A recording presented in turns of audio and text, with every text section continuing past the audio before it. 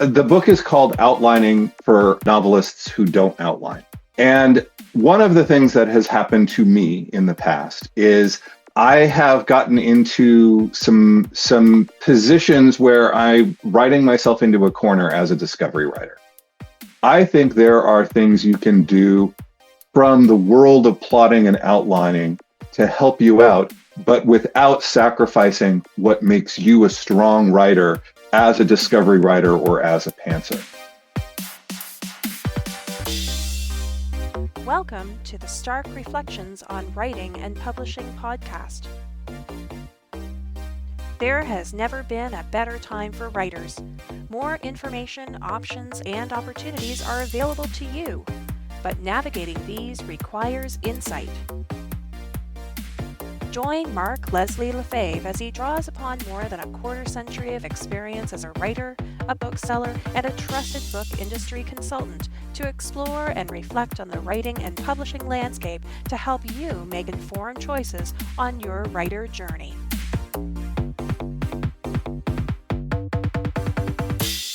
Hello, Reflectives, and welcome to episode 482 of the Stark Reflections podcast. This is your host, Mark Leslie Lefebvre. Today, I have an interview with Paul Austin Ardoin about his book Outlining for Novelists Who Don't Outline.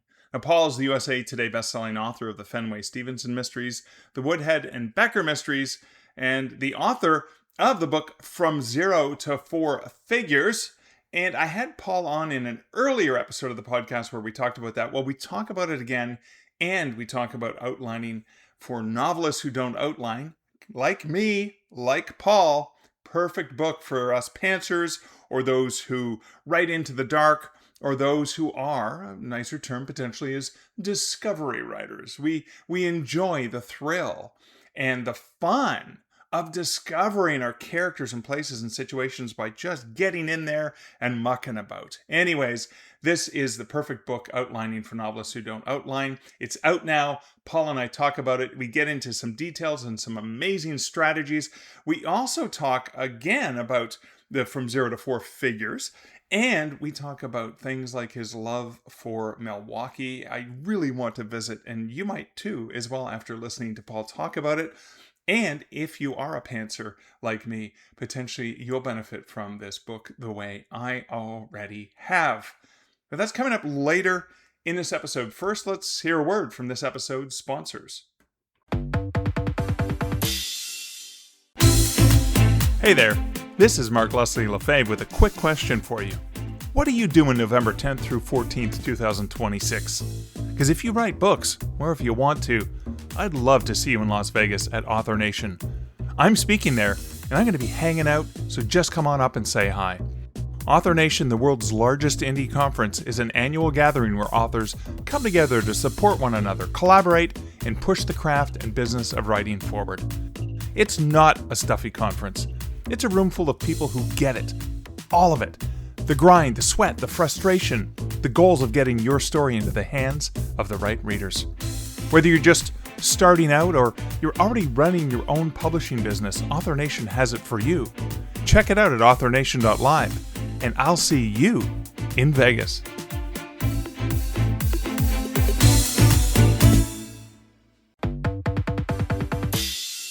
So for this episode, I'm going to skip the comments, but I'm going to want you to leave a comment very strategically. Leave a comment on this episode for a chance to win a really amazing book. And that's coming up later. Paul and I will talk about that. But I will skip comments for now. But I do appreciate your comments, which people can leave over at starkreflections.ca, as well as at youtube.com, etc., etc. I love learning by helping reflect on the things you're reflecting on when you're listening to this podcast. It's just a reminder that we're all in this together. And I will get back to comments in a future episode. So thanks for everyone who does leave your comments. It really is a reminder that there are people out there, and it's not just me standing in a room, a mostly empty room. I'll get to that in a second. So I'm going to play a bumper quickly and then jump into a personal update. So I'm standing right now at the end of my stand-up desk that Liz built for me several years ago.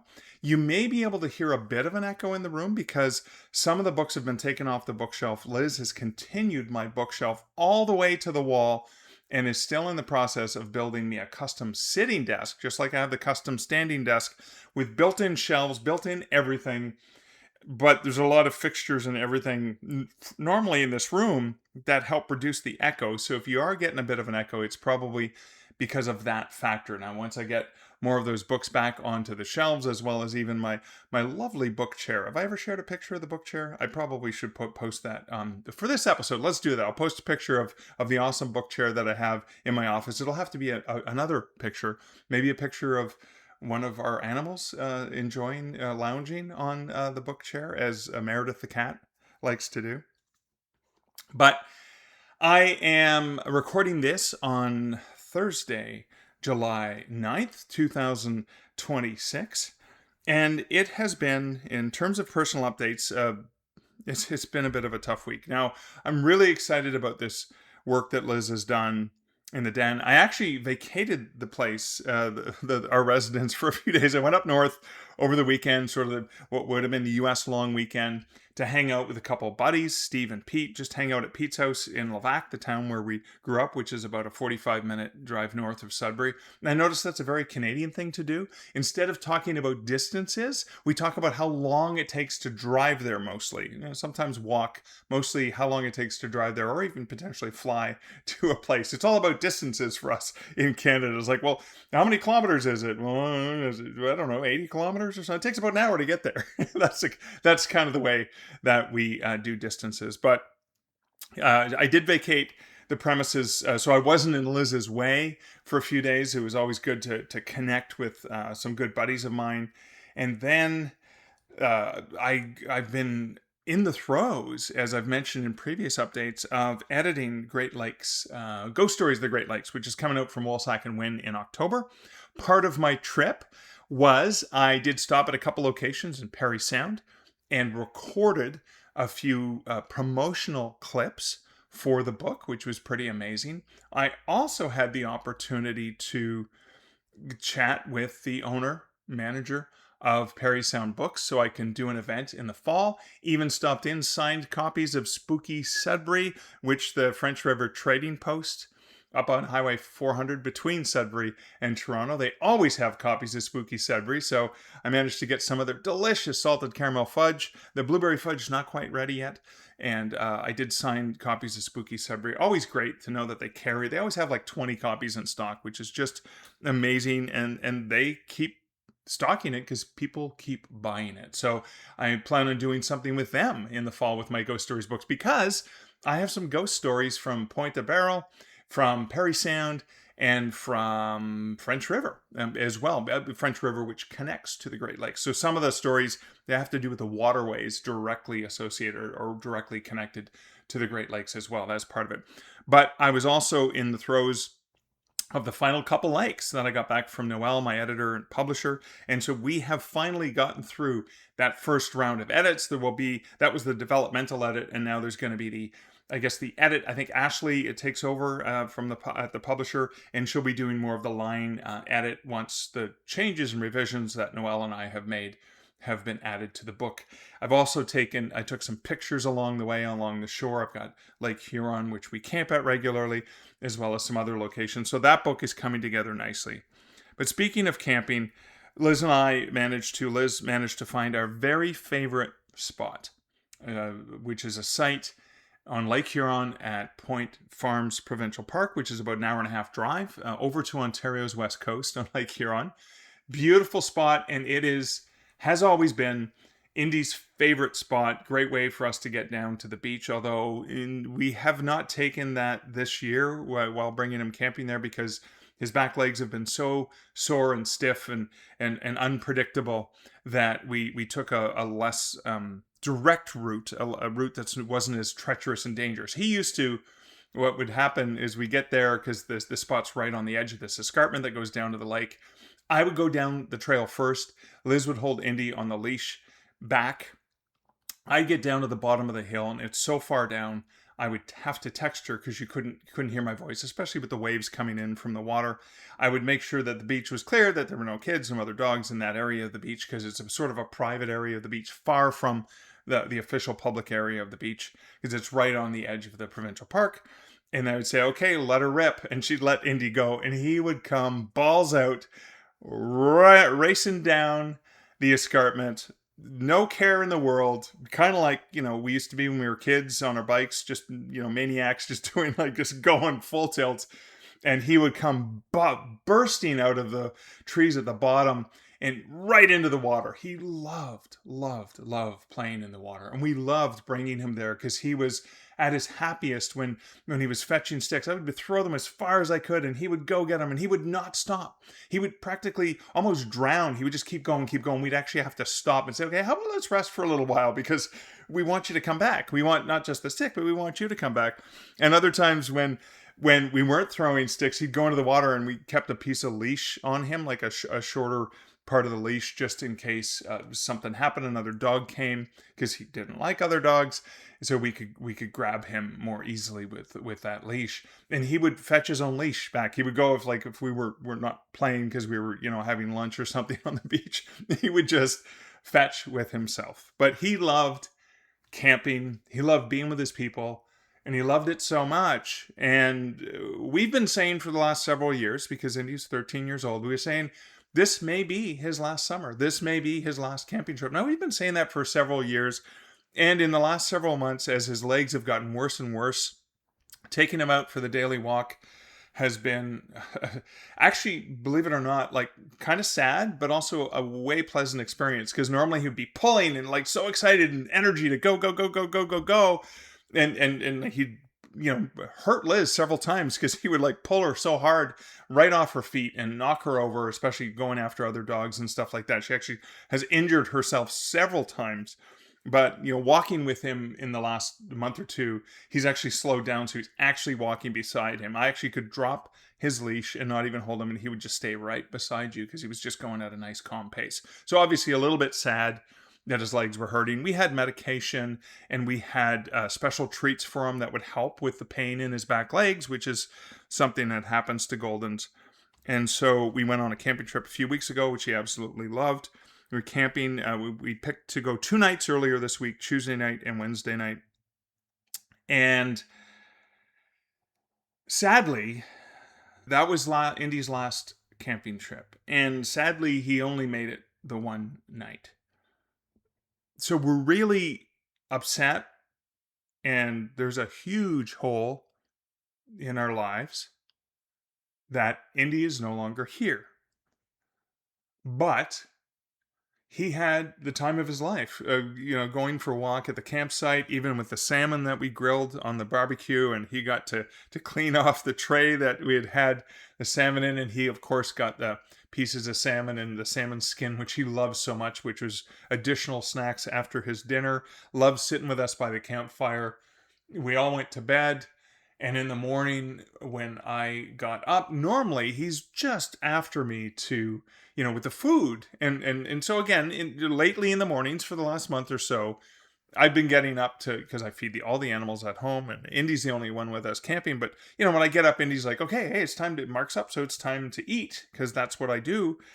And he didn't follow me out. And I was like, okay, well, maybe his legs are really sore, because we did walk quite a bit the day before to enjoy the path. We didn't do the full 8-kilometer path that he likes, and we let him lead, but we actually stopped him at certain points, said, okay, we should turn around now, because we knew his legs couldn't take it, but he loved it so much he would have just kept going until he collapsed, and we did not want that. So we helped him take it easy, but he just loved leading, deciding which way we were going to go. And this is a path that we've been taking him on for, I guess, as long as I've known Indy and Liz, which I guess is 12 years, and Indy's 13. He was about a year old when Liz and I first started dating. And yeah, that morning I came out of the tent, and I thought, okay, his legs are hurting, so he's not going to get up until he hears the food. And I figured, okay, I'll get his food ready, and then that way it's ready for him with the medication and the food and stuff like that, because I have to add the powder and things to the water and the food. And I thought, okay, he'll hear that, and then he'll get up. So I open up the tent, and he's still just laying there. And so we helped him, propped him up. Sometimes have to lift his bum a little bit to give him a little bit of extra help. And he came out. He got to his feet and he came out. And I pointed him to the food. He looked at it and he didn't eat. And that's when we knew something was wrong. And then he basically decided he was just going to lay there, mostly on his side, and he seemed to be in pain. And that was kind of the beginning of the end. We waited a couple hours for our vet to open. It was an hour and a half away anyway, so we had to wait a little to see how he was doing. Maybe he had something in his system, so we were giving him some water, and he was drinking water, because we know a few years ago he ended up getting he didn't go in the lake this time, but normally, like when he drinks so much lake water, sometimes I think he got a bacterial infection the one time, and his stomach was really wheezy for a day or so. And we thought, well, maybe it's something in his stomach. Maybe if we can help him flush this out, he'll be fine once he goes to the washroom. And so we gave it a little bit of time, and then we ended up calling the vet to make an appointment. They couldn't take him till 3. So we spent the morning with him at the campsite, sitting and laying on the ground with him and talking to him and petting him, and just realizing that he was in pain. And we actually had to lift him on a sort of a blanket thing that he was laying on the ground into the back of the car to take him to the vet. And that's when we learned that he had, and this we found out is common in Goldens, 1 in 5 it happens, had a tumor on his spleen. And a lot of this is undetectable. So we didn't even know, and there's no side effects, no symptoms. It wasn't until this tumor must have ruptured in the middle of the night.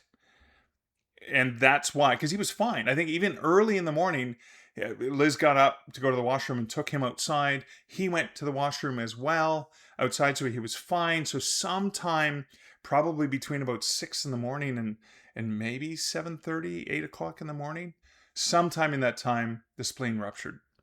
And that's when he was in a lot more distress and pain. And we thought it was just his legs or something. So anyways, we packed up the campsite because we thought there was no point. Let's go to take him to the vet and see what's going on. We figured it was dire. We thought this might be it. And it was confirmed that the tumor had ruptured and there was nothing that they could do except to put him out of his pain. So we did. We had to, but fortunately, the two of us were with him, petting him and talking to him, telling him he was a good boy. I told myself I wouldn't cry when I shared this personal update, but I'm sure anyone who has had a fur family member leave them understands. God, I didn't even do this when my mom passed away a few years ago. I know I talked about it in the podcast, but there is something so beautiful about a dog's love, like a pet's love. But a dog's love is really a truly remarkable thing to experience. And admittedly, I was not a fan of wanting to have dogs, not wanting to be a dog owner.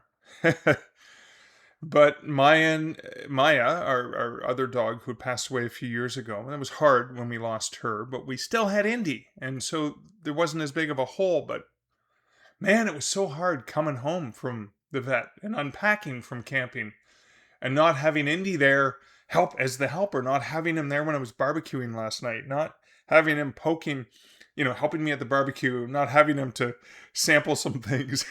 It's like, oh, this tastes good. Here, Indy, you have some. Help him clean the plate off, not having him poking under the table while we're trying to eat and getting frustrated with him because he just wants to see if you're going to drop something. Not having to have him go outside for one last pee before bedtime. Getting up in the morning, and the cats were certainly eager to get fed, but there was no Indy laying there at the foot of my bed where he normally is at that time of the morning. No dog to have to step over in the middle of the night in the dark on my way to go to the washroom. is a big hole. And it's tough. But I'm sharing this because I'm sure that there are people listening to this podcast who have felt the loss of potentially for a family member. A really good friend of mine just lost his cat of, I think it was at least 11 years, if not more. And I know how much it hurt him, and how much that the whole experience hurts. And again, lots of people go through this. Lots of people go through loss, but it's just maybe something I have to talk about because there are so many good memories, and it couldn't. I mean, I'm so sad it happened. I knew it was going to hurt. I had no idea it was going to hurt so much, and I guess it happened in the best way possible. I've been away, Liz has been away on and off because we usually don't travel much because we need to find someone to house sit because we need someone to be with Indy at all times. So we were traveling sort of independently and separately. Thank God it didn't just happen with just one of us. He was with both his people. He was doing what he loved. He got to experience his campsite, the sunset out over Lake Huron. We got some beautiful pictures of him. I'll include one in the show notes at starkreflections.ca, as well as a picture of that chair. And I guess we couldn't have asked for a more beautiful way to say goodbye, which is inevitable, right? It is inevitable that we will lose people and family members that we love, but it still hurts. But I am grateful that we were both there, that we were talking to him as they administered that final dose that put him to sleep and put him out of the horrible pain that he had been in for many hours that day. So that's that part of the personal update. I'm going to try to go get my composure and come back to reflections. And I know I will do that because I've already edited this. I just re-listened to this amazing interview, and I know you're going to have some awesomeness. You're going to have some awesomeness with this interview for Paul. And okay, so I've got these teasers. I'm like, come to starkreflections.ca and there's going to be a picture of my book chair. There'll be beautiful pictures of Indy and his last sunset as well. I even incorporated him into a Substack article I shared recently. I'll post a link to that one as well because that was two weeks ago. The beautiful Indy at the beach, just happy, just so happy. I love the smile he had on his face when he saw us, when we came home. And when he was at the beach, when he was just in his element as well. So there will be those pictures. Come on, a pet picture. Isn't that amazing? To bring you to starkreflections.ca. But there's another reason to come to starkreflections.ca for episode 482. And that is the only place where if you comment, you will get added to an opportunity to get a signed, potentially, or not signed, depending on where you are in the world, book from Paul Austin Ardoin. And that is courtesy of the Stark Reflections podcast and the support that I get from my awesome patrons and my buy me a coffee, my coffee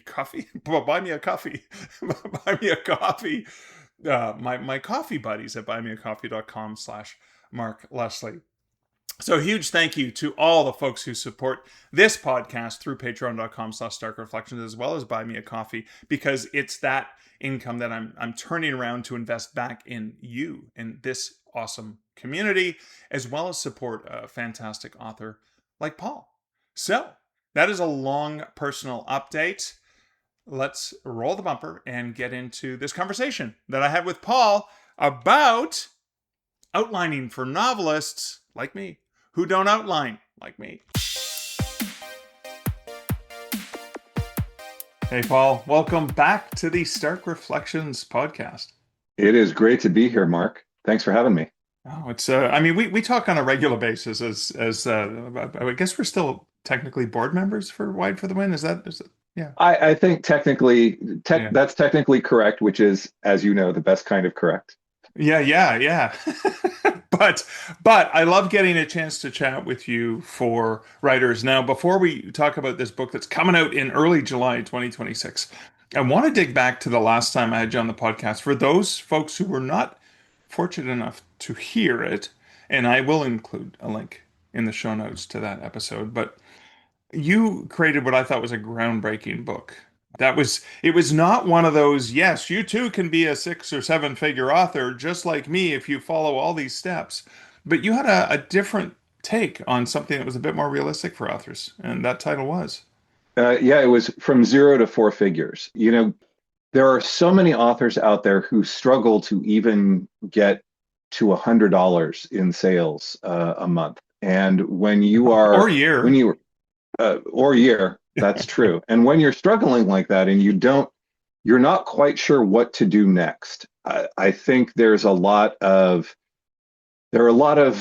sessions, recorded sessions out there, and a lot of books out there that say, here's all the marketing steps you can take so that you can buy a yacht.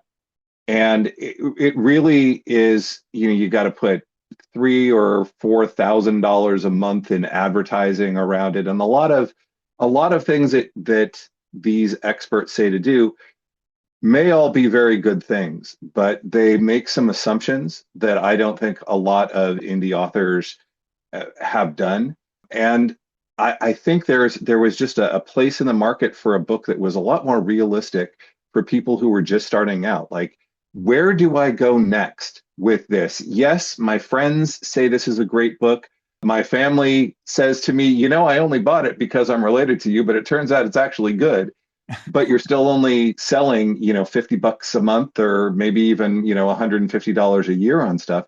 Where do you go from there? And I really found that I thought there was a place in the market for a book like that. Yeah, you know what? I'm just so reminded and so inspired that right now I'm going to make an offer for listeners to this podcast that if you leave a comment on this episode at starkreflections.ca, it has to be a comment at starkreflections.ca, so they're all in the same place, and say that you're interested in this book. I'll do a random draw, and I'm going to buy 3 copies of your book. I will purchase the print copies. I will purchase them online, whether it's bookshop or a local bookstore that you, whoever the person is, say my favorite local bookstore is this, or Amazon, because at least the free shipping with Prime. So I can make sure that book gets into the hands of my listeners. It supports an awesome author that I love, a fantastic book that I think more people should read, and of course, my listeners who maybe some of my listeners are in the situation where, like, I really would like to get to 3 figures, then 4 figures. This book seems like my cup of tea. So Well, I'll I'm tell you putting that out something. there right now, and I'm recording this, and there's no way I could ever edit audio, so it has to stay in the podcast. Well, I'll tell you something. If you buy them direct from me, I will even sign those 3 copies and ship them to you. I'll do that even better. Yeah. Unless it's okay, if it's in the US, it's easy for you to ship them. If it's outside the US, it's going to be cost prohibitive potentially. So that's where I might leverage a local bookstore. Ideally, a Okay, local bookstore, because I love supporting indie bookstores. And then that way I can say, hey, you can just go pick it up. And then I don't have to pay for excellent. shipping. Yeah, Yeah. that Okay, works. cool. That That's works really for cool. me. Yeah. I love this partnership. Look at that. On the fly. And this was completely unscripted, just like It everything. was. It Yeah. was. So that is a perfect segue for I'm an unscripted kind of writer. I'm a seat of the pants kind of writer, but you have a new book which is helping writers like me and potentially like you with not necessarily seat of the pants and everything. Yeah. So the book is called Outlining for Novelists Who Don't Outline. And one of the things that has happened to me in the past is I have gotten into some positions where I'm writing myself into a corner as a discovery writer.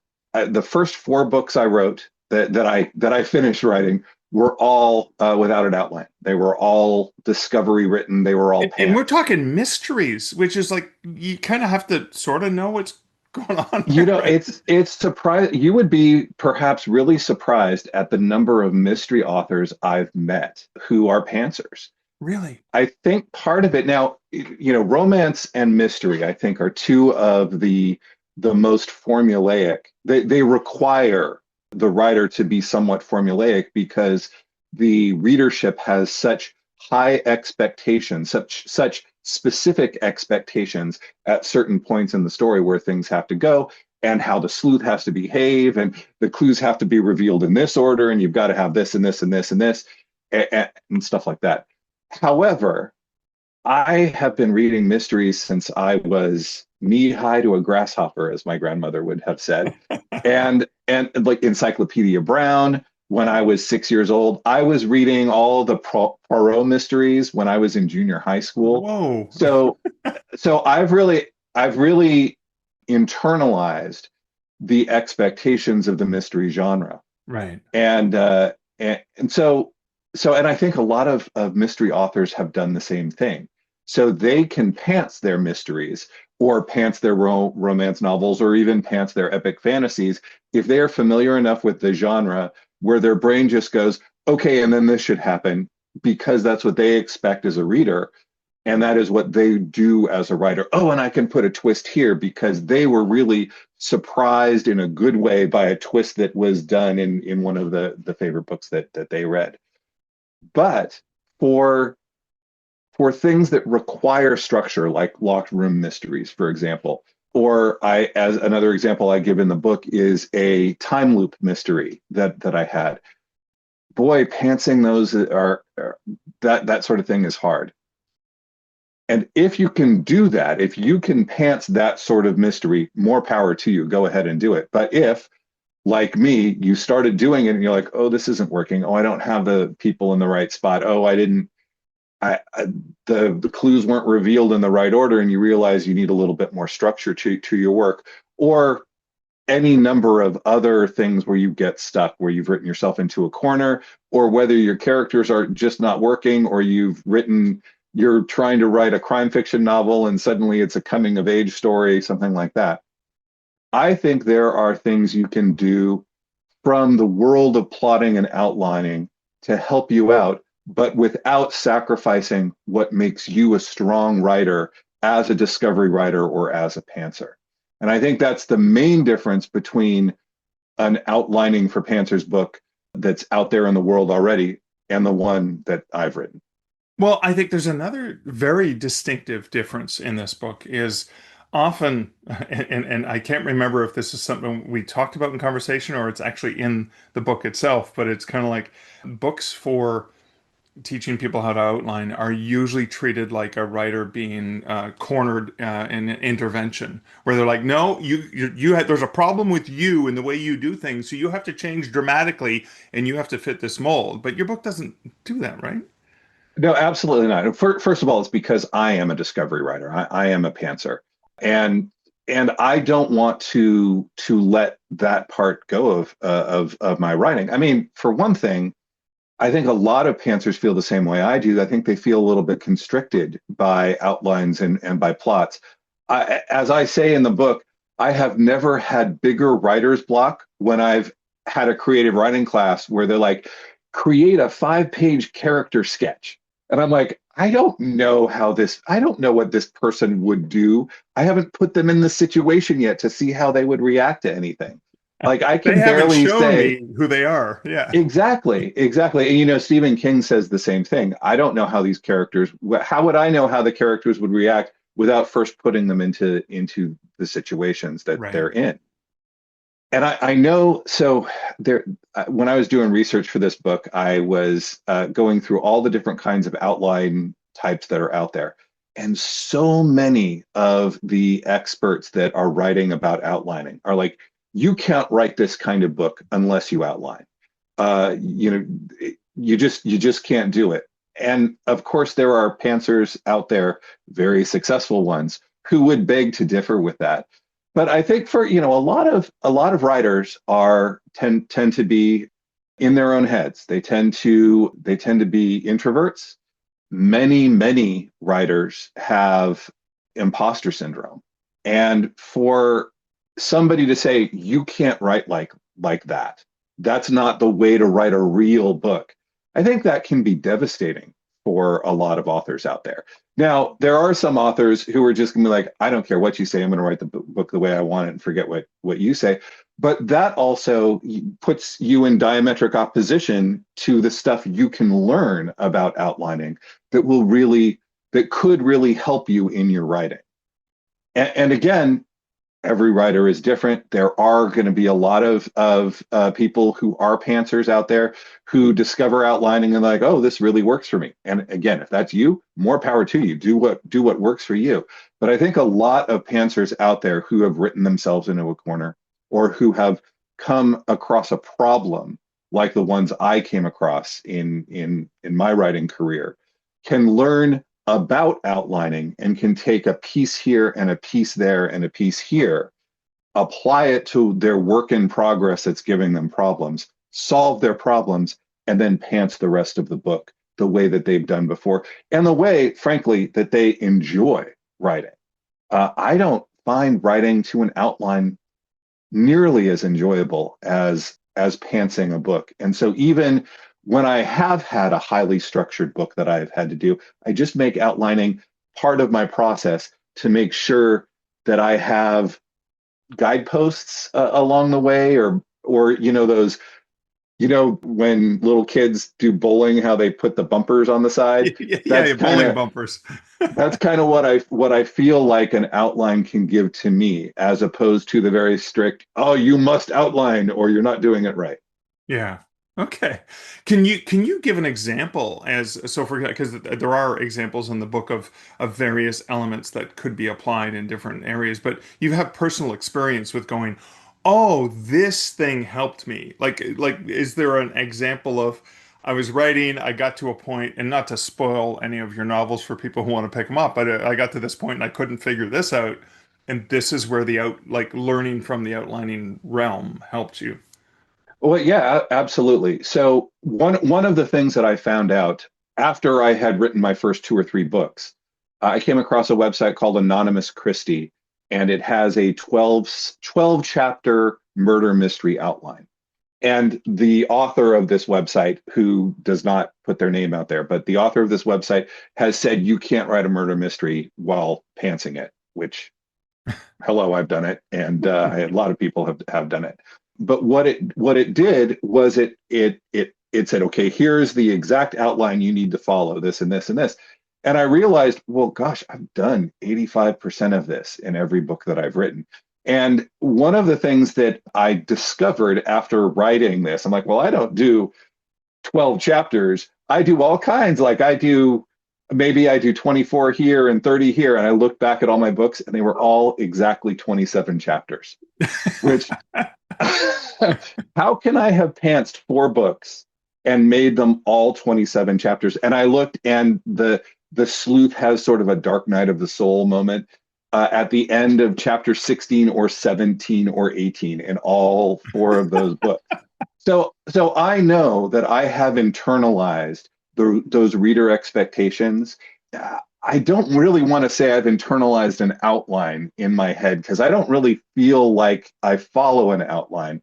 Right. But it's clear that I know enough about what I'm doing that it follows a loose structure, let's say. Right. Yeah. That turns out to be a lot more structured than I ever thought it was.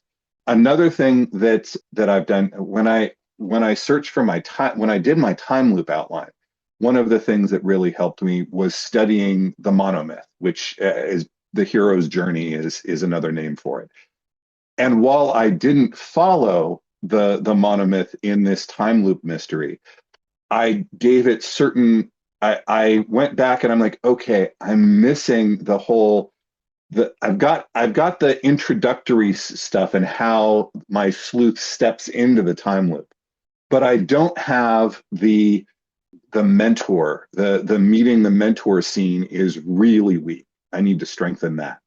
I had one and it was in the right place according to this outline, but it just wasn't strong enough. And it was like 4 paragraphs of new stuff and editing maybe another 2 pages and in the scene, and it was done. And it was like 2 or 3 hours worth of work, as opposed to sweating and crying and about it for 2 or 3 weeks. Thank you. Could you explain for people who aren't familiar with what's this time loop that you're talking about in a mystery? Yeah, so let me back up a little bit. One of the reasons why I don't just pants everything I do is because after the first four books that I pantsed completely, I had this great idea for a locked room mystery, and I started to pants it, and it didn't work because I didn't have all the right characters in the locked room when the room got locked. Right. Very common for pantsers to just go, let's just throw this person and this person in there. The 13 is the magic number, so I'm going to have 13 people in there, and they weren't the right 13 people. So I'm like, okay, so who do I need to have in here? Well, let me put these in there. And then the clues weren't revealed in the right way and stuff like that. I'm like, oh no, I'm going to have to outline this. So I actually outlined it, and then I, of course, made a left turn in chapter 5 that wrecked the whole thing. That's okay because I'm a pantser, and not following the outline is a perfectly okay thing to do. And then about 2 years later, so I love Groundhog Day the movie, and I just watched Palm Springs the movie, the one with Andy Samberg and Kristen Milioti. That's all. That's like Groundhog Day, but a little bit different. Actually, quite a bit different. Also brilliant. Sounds like it's in a more tropical place than Groundhog Day. No. Well, it's certainly. I mean, there's desert instead of snow, but there are a lot of similarities Yeah. About it. Edge of Tomorrow is a similar sort of time loop, Yeah. but it's action adventure. There's space bugs instead of snow and groundhogs in that one. But there are dozens of time loop movies out there, and I love them all. And I'm like, what hasn't been done is a time loop mystery. There have been elements of a time travel mystery, but I'm like, man, if I could do Groundhog Day, but the sleuth has to solve the murder in order to escape the time loop, and my head exploded Oh, I in a good love way. that. Oh And I'm man. like, oh, this is going to be great. And so I started pantsing it, and immediately I was like, oh no, so this was revealed here and this was revealed there. And what do I need to do for this? So that's the concept of the time loop. And I loved the concept of it so much, even though it required outlining, which I don't like. I decided that it was worth it to kind of push through and make sure that things were outlined in order to do that. Now, one of the things that I found is that making a table, for me, making a table that had the very plot A, plot B, plot C, a couple of the characters along the top and their emotional journeys, and then filling out things that happen in from chapters 1 to 27, because I always write 27 chapters Of now. course. Yeah. It really worked for me. And there are a couple of very famous authors who use something similar like that as their outline. Now, I know that I will make a big left turn in chapter 5. And so the outline's very detailed. Is it always chapter in 5? sometimes chapter 3, sometimes chapter 2. Okay, all right. And sometimes not until chapter 7 or 8. But I make it pretty detailed at the top, and especially in a time loop or in something really structured like that.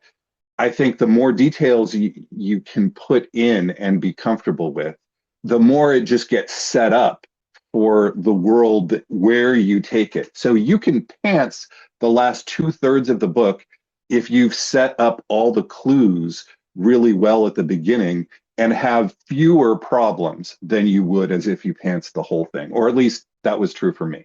But as I kept going, things got more sparse and more sparse and more sparse. And then after like chapter 16, I was like, okay, I think the Dark Night of the Soul is going to be something like this.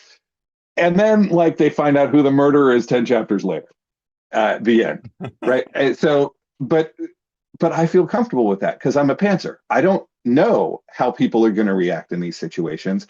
But I have the clues and the order in which the clues need to be revealed in the time loop. But that's given me like, writing into the dark, right? That's given me a little bit of a flashlight where I can I can only see 100 feet ahead of me, but that's all I need to do. At least I don't trip on a root and fall on my face and have to start over Right. like I did. And and it kept that enjoyable, that element of enjoyment for me as a discovery writer, without the frustration of, oh man, I didn't plan this well enough. Yeah, you don't have to plan it like you're going to be a plotter for the rest of your life. You just have to plot enough where you bounce off that rubber bumper and then knock over the pins. I love that. It's very liberating as opposed to when I think about outlining, I want to run in terror. I get hives just Okay. talking. No issue. So, okay, I'm really, really intrigued. What tell us the title, the name of this time loop mystery? Because it sounds, I mean, I Oh, bet you there's sure. people who love those movies that you've mentioned, or like, yeah, I think the Palm Springs one I haven't seen, so I'm putting it on my list of I'm gonna Oh go yeah, watch that, right? Because it's I've great. seen Edge of Yeah. Tomorrow several times and Groundhog Day at least once a year since it came out, but the although it feels like I've watched it more because I didn't do it right the first time I watched it, and I just had to Right, watch it right. again until I got it right. But so what's the name of this time loop mystery? So it very simple title, A Time for Murder. Oh, It's okay, the and it's the first book in a series. I haven't yet completed the second book in okay. the series, Is A although Time for Murder available that people can purchase yet? yeah, absolutely. And it's bookstoread.com/time loop one. So Going yeah. out to buy that as soon as we finish getting off this episode. Okay. And the outlining book, by the way, is at bookstoread.com/outlining. Oh, that's even handier. Okay, well, It thank you is. for that. So Yep. this is really eye-opening for those of us who get hives or get frightened when it comes to outlining. And I love that. I love that it's kind of like you show up at a an all-you-can-eat buffet and you don't have to eat everything. You can just go, oh, this looks good. I'm going to try this. Or I'm going to try this. Oh, I don't like it. I'm going to have more of this, right? Like because you can you kind of give the author permission to take what they want and just ignore the rest. Absolutely. And I think as authors, I mean, even plotters take what they want and ignore the rest anyway, right? Yeah, right. As authors, we all take what works for us and we ignore the rest. And I think the issue is we often feel like we should be doing something different than we're doing. We should be writing 2 books a month. We should be much better at Facebook ads than we are. We should have a newsletter that has 20,000 subscribers. We should be on a ramp up every month. When that none of that is realistic, and none of that is even healthy, right? There are people who write 2 books a month, and if that's you, that's great. But if you're writing 2 books a month, you're probably not don't have time to maintain a newsletter list that hits 20,000, and you probably don't need to, or maybe that's not part of your plan. And I think that's one of the things I really try to get across is you need to be true to who you are as an author, but you can also learn some of these tools that can help you just get you back to where you're strong. I love that. I love that. As we get close to wrapping up, that's perfect advice for writers. I was going to see if there was additional advice that, because you've been around the block, you listen to different podcasts, you've gone to different conferences, you attend to lots of what's going on and help mentor other writers. What's advice that you feel is not shared enough that writers need to hear? But when I went to Author Nation last year, I sat in one of Becca Syme's presentations, and I think it was called something like Marketing for Introverts or something like Okay. that. And one of the things that was just crucial to her message was very similar to what I just said. Market the way that it works for you. Market in a way that feels authentic to you. If there's something that everybody says you should do, you don't have to do that. You don't have to do that to be a real author. You don't even have to do that to be successful. You just have to go into it with your eyes open and understand what makes you the author that you are and how you can market yourself in an authentic way and find your audience. There are authors out there who everybody's like, don't build your house on somebody else's land, right? So they say don't rely on Facebook as your main thing. But there are authors out there who have relied on Facebook as their main thing, who are killing it. And if that speaks to you and if that's authentic to you, sure, understand what the risks are with that and maybe have a plan if your Facebook marketing stuff blows up. But you can continue to do that and be successful in it because authenticity wins out over just about everything else. Awesome. I love that. Give us a bit of a heads up of the various mysteries that you've written in this, because I know you have more than one series. Oh, absolutely. Yeah. So the first four mysteries that I pantsed are all in my Fenway Stevenson series. This is a series that I published way back in 2018. There are 11 novels and 2 novellas in the series. Wow. Now, I have a second series called the Woodhead and Becker series. It's federal investigators, sort of an FBI-like procedural. And I sold that series to Vinci Books last year. And so that's available through the Vinci through Vinci Books on Amazon. And then I've started a couple other series, the Time Loop series, and then last month I just released book 1 in my Milwaukee foodie mysteries. I moved to Milwaukee about 4 years ago, Yeah. and I just the restaurant scene here and the art scene and the music scene and everything about this city, I just fell in love with. Right. But one of the things that I just love is all the different restaurants here and how interesting they are and how much local color there is. And my wife jokes that I should work for the Milwaukee Tourism Board. But what I decided to do was write a book about a logistics coordinator for a restaurant group, and a murder happens in the pop-up restaurant that she's working at. And it just so happens to be down the street from where a bunch of my write-ins take place, and just across the street from one of my favorite breweries. In fact, that brewery is where I had my book release party last month. And a lot of people really seem to love the local flavor. Ha ha ha, local flavor, get it? It's a restaurant. It's a restaurant mystery. He's a dad joker too. Or 3, or maybe 4 in it. And I think it's again, talking about the authenticity.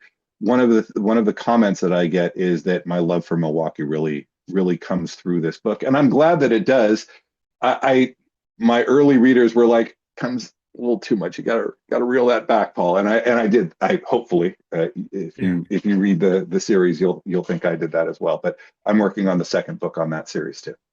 Awesome. I love that so much. Thank you so much for sharing about your writing about this latest book that's coming out. Is it July 7th, 2026? That's right. Right. July 7th. Awesome. Yep. Outlining for novelists who don't outline. Awesome. And that's at bookstoread.com/ outlining. nice and simple. I love that. Paul, where can people find out more about you and all your books? I have a website at paulaustinardoin.com. Ardoin is Ardoin. And I've got a blog there. You can look at all my books. There are links to the Vinci series, the Woodhead and Becker series as well. And you can meet me at Author Nation this November as well. Awesome. We'll actually be sharing a stage together for one of those presentations. That's right. You and I are co-presenting Wide for the Win, although it's not called Wide for the Win. Yeah, it's being wide, publishing wide, helping yeah. people with the wideness in their lives. Right. And I'm also doing a session on From Zero to Four Figures. Fantastic. For any authors who are interested fantastic. So people can take advantage of that if they are attending Author Nation, or the book is available. And some lucky listeners are going to get that book. Paul, thanks for hanging out with me today. Hey, thanks for the invitation, Mark. I really appreciate it. Reflections from this conversation with Paul. So a few things, as often I have multiple reflections. The value of helping a writer adapt strategies. I love that. Adapting strategies that can work for them without making them feel like they're lacking. I love this aspect of the way Paul has approached this book.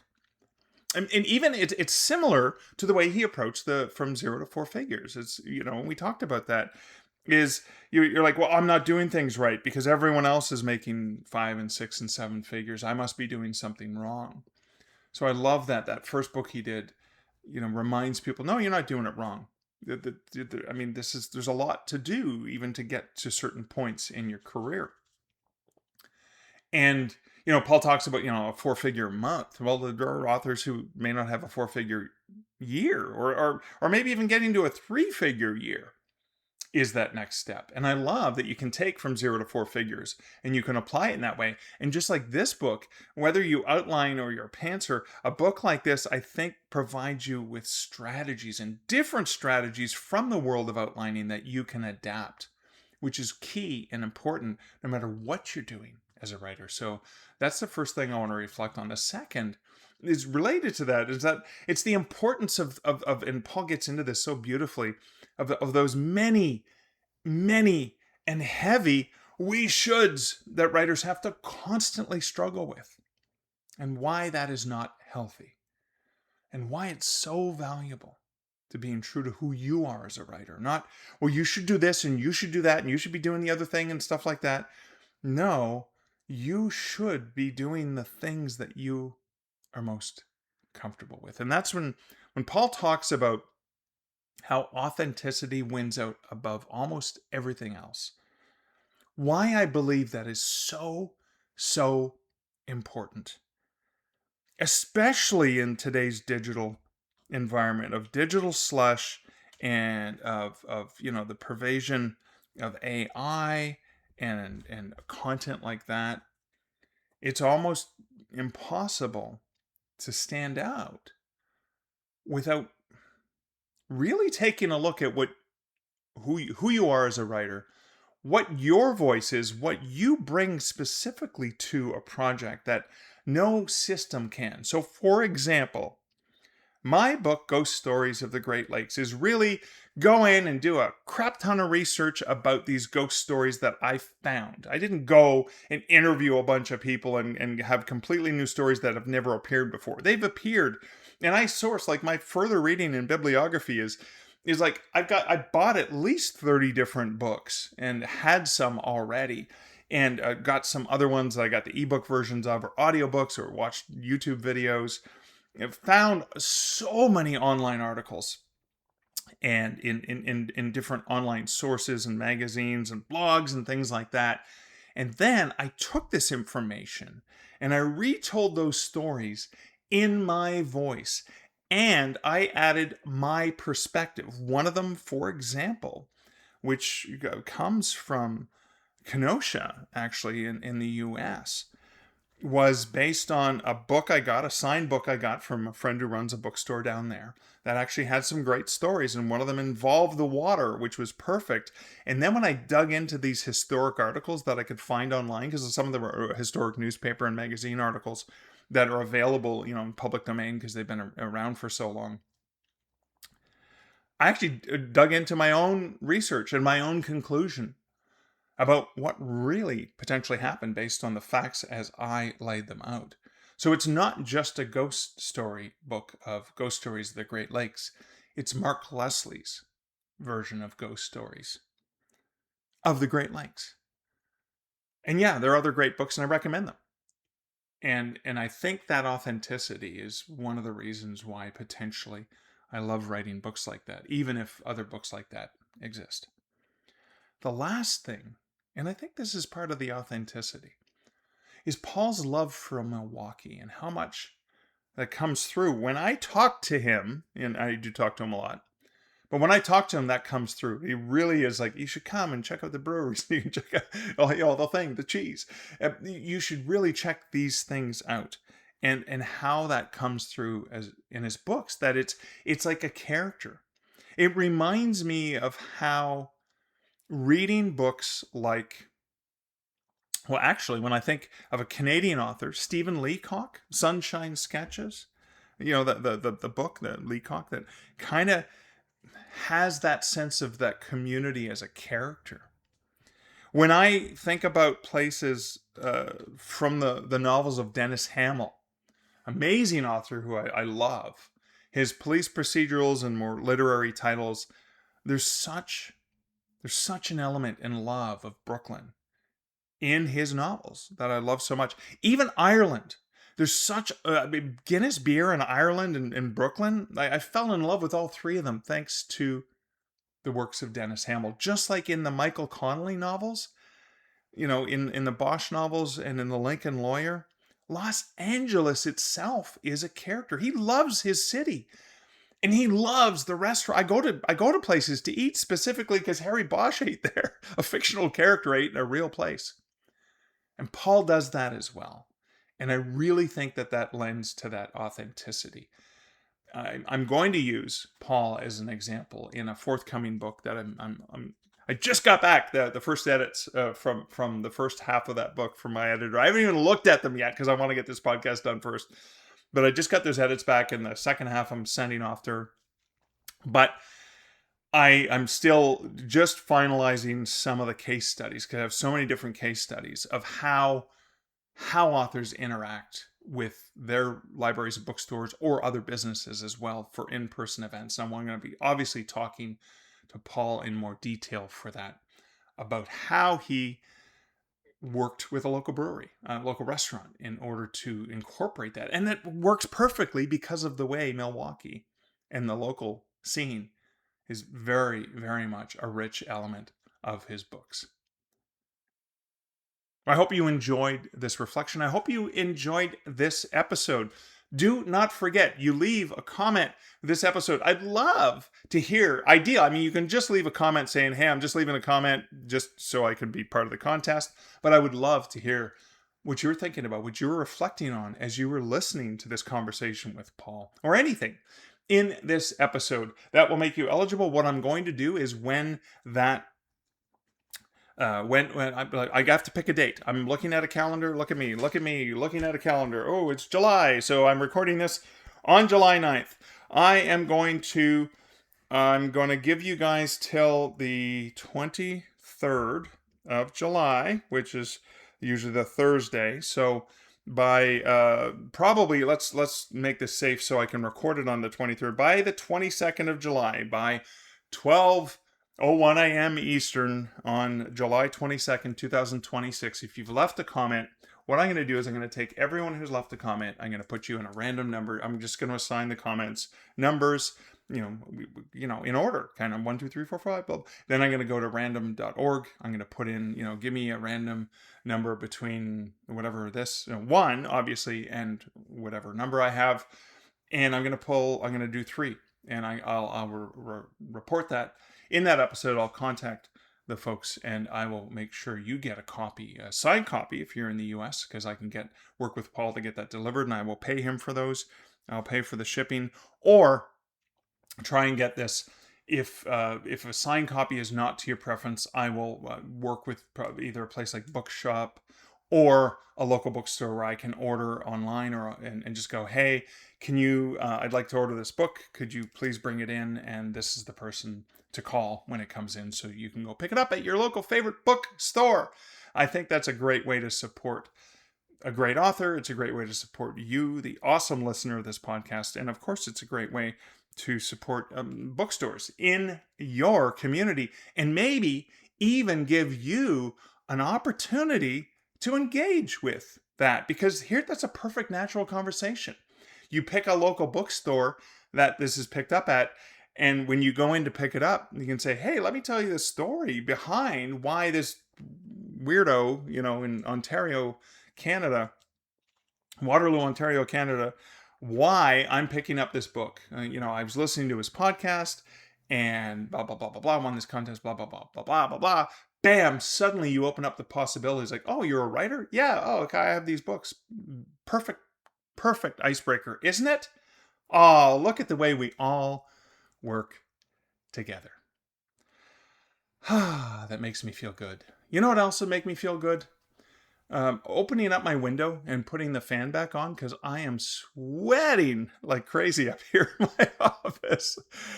We did get an air conditioning unit, but it's attached to the bedroom, and there's no point doing it here in this office, which is still a little bit of a work in progress. Potentially, maybe even next week, I will be back in my regular not normal. It's going to be an awesome office, and maybe I'll even have a picture of what it looks like right now and a picture of what it's going to look like once I get all these books back, or books onto the additional shelves. I have 1, 2, 3 additional rows of shelving. Oh, I'm so excited. Cannot wait to enjoy that. And I promised Liz I will do my best not to mess it up with the scattered pages that I tend to have everywhere in this office when I'm normally working here. But that is it for my rambling reflections. That is it for this episode. Thank you so much. A great thank you to Paul for a great interview, and a thank you to you, dear listener. Huge thank you to my sponsors and those who support the podcast. But you can support the podcast. You are supporting the podcast just by listening. So thank you for doing that. Leaving comments is of course grateful. Something I'm always grateful for. Very welcome. All the time. This time it happens to come with a bit of a reward. And you know what I'm going to do? I'm going to offer an additional copy to patrons. So I'm going to post something for patrons, and I will give you guys a chance potentially through there to get an additional copy as well. So there'll be 4 copies of the book going out because, hey, I'm feeling the love, right? I want to share and spread that love with y'all. And again, I'll do that same thing with a random generation as I often do for my patrons when I have special prizes to give out. You can, of course, always review the podcast wherever you listen to podcasts, or better yet, share this episode or any episode that made you reflect and learn a little bit with someone else that you think would benefit from my great guest conversations and, of course, the reflections. So thanks again for listening. Until next week and until next episode, this is Mark Leslie Lefebvre wishing you great writing and good Stark reflections. Thank you for listening to the Stark Reflections podcast. You can find show notes for each episode at starkreflections.ca.